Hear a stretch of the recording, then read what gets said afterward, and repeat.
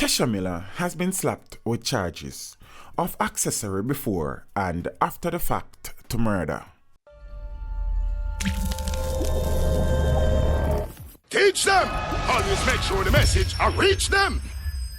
The reputed leader of one faction of the Clansman gang, Tesha Miller, has been charged with accessory before and after the fact to a murder that was allegedly committed in St. Catherine in 2008. Miller was charged on Friday, November the 2nd, following his arrest on Monday, October 29th by officials from the Counter-Terrorism and Organized Crime Investigation Branch, CTOC, at a plaza in Barbican.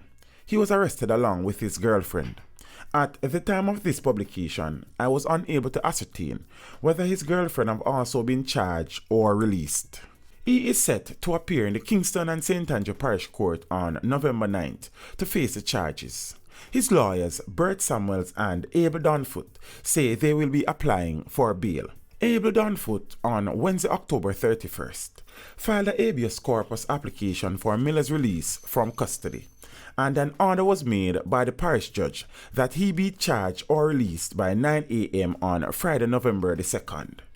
Miller has had numerous run-ins with the law. He was deported back to Jamaica from the United States in 2016 after serving a prison sentence there for illegal entry. In June of 2014, Miller was sentenced to 2.5 years for entering the United States illegally. It was reported that he fled Jamaica in 2013 and was apprehended by U.S. authorities after he arrived there en route from the Bahamas. His conviction in the U.S. in 2014 came nearly a year after the Jamaican Appeal Court threw out a 2011 conviction for robbery and illegal possession of a firearm. In 2017, he reportedly fled to the Bahamas, but was held by authorities there for illegal entry and deported back to Jamaica.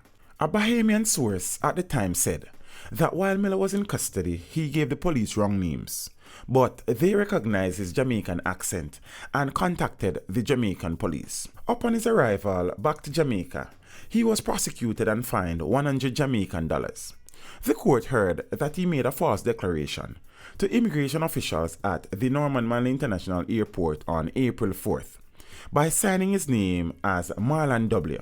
on a document on which he acknowledged that his name was Tesha Miller. However, the prosecutor was forced to offer no evidence on that count as a statement from the immigration official in the Bahamas was outstanding, and the court was informed that the police would need to get it via the Mutual Assistance Act. Miller pleaded not guilty to the second count, in which it is alleged that he told an immigration official in the Bahamas that his name was not Tesha Miller and that he was Marlon Williams, while applying for an emergency passport on March the 15th.